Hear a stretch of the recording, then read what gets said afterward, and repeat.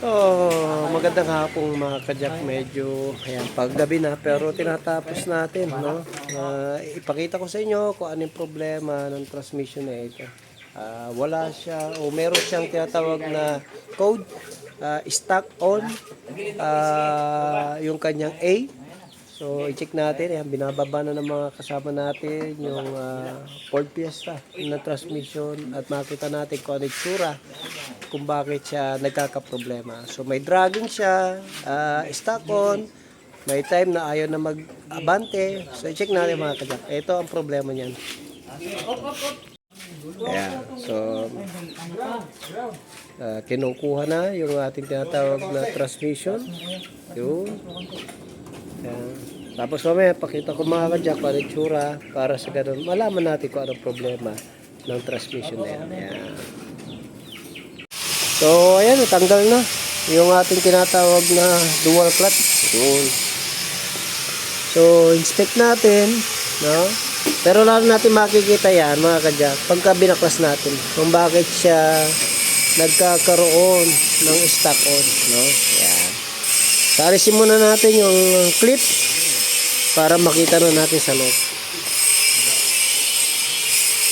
So, ayan mga kajak, naalis natin. Yan yung kanyang circlip o yung kanyang lock para makita natin kung ano yung tsura sa loob.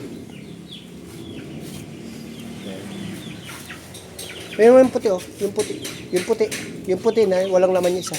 Ayun, yan. Yan. Yo. Medyo may kalawang na, no? So,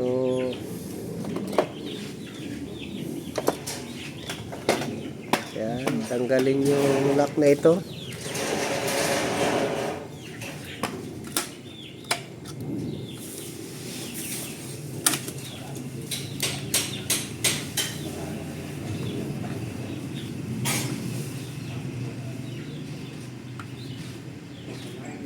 Tulak. Yo. Sige. Sungkit. Yan. Sige. Sungkit. Sungkitin mo. Yo. Nice.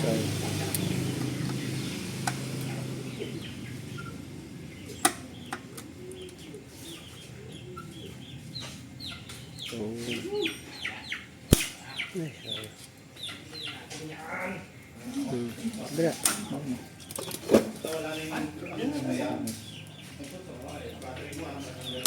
Yo.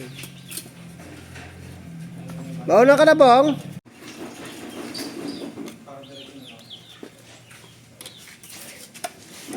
Yeah. Kasi buka mo yung ano. Sabi na.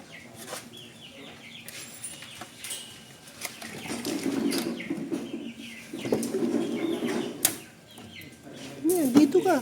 Isa pang flat.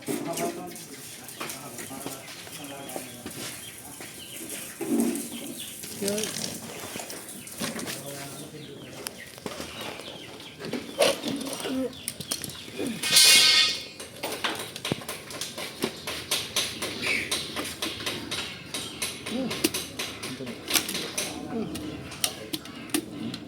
Dika.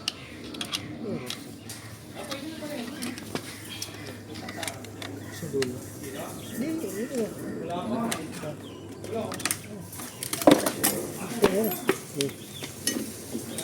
Tignan mo yung 8. Tulak mo yung 8.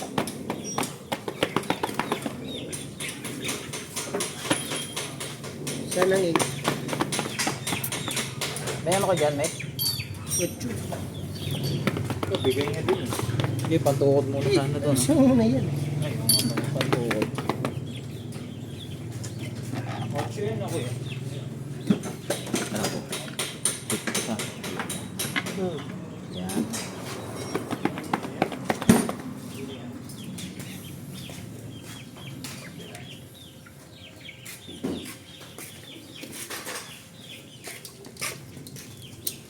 Ito kasama na to? Binigay niya. Pero, Ayos ah.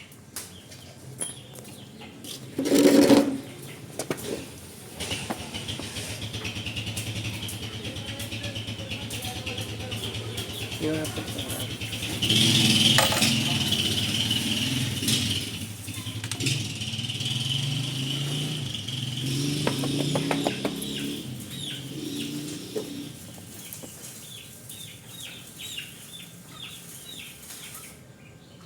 ba yung ano? Stock, nag-stock. Yung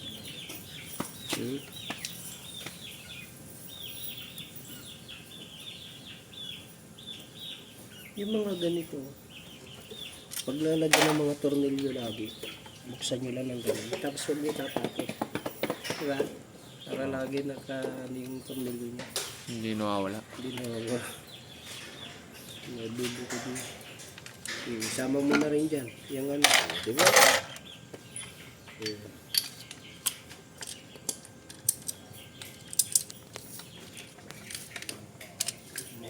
Para umangat yan, para umangat ito, so ganito lang technique natin dyan. Angatin natin. Paano mo dito? Yan.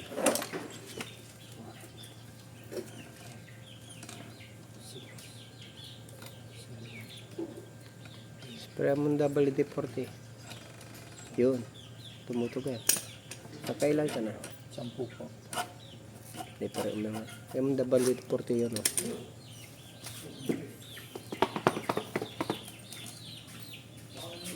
Likot na. Bumalik pa nga. Oo, ang ganda ng balik dito, Pastor. Ang problema. Pastor. Baka hindi na nagagamit lang na. Di ba? Nag-relearn kasi kami kahapon, Pastor. Ito mga kadyak, ayan, grabe yung dumi, kapal. Kaya nag-stack up, ayan o, putik halos. So, ayan, lilinis tayo yan. Kita nyo mga kadyak ko. Kung hanapin nyo, saan galing to? Ito mga kadyak yan. Kasi ito meron tinatawag na disc, no? Magkabila yan, so meron dyan sa reverse at saka drive. Gumagana na yung motor mo, tatay. Ayun. Napupudpud, no? Ngayon, pag napudpud yan, yung kanyang disc, walang pupuntahan, kaya ito yung pinaka-worst. O sabi na natin na, sabi nila pinaka-pangit, no? Pero, hindi sa paninira, pero talagang hindi maganda yung kanilang pag-design ng ng transmission nito. Tignan nyo, oh. Walang pupuntahan yung dumi, nandyan lahat yan paikot-ikot. Ngayon, itong shipboard natin, nag-stack. Oh, instead na tutulak na maayos, hindi na. So, yan lang mga problema natin mga kadyak. So, linis tayo, palit tayo ng shipboard, ayusin natin lahat, and then okay na yan.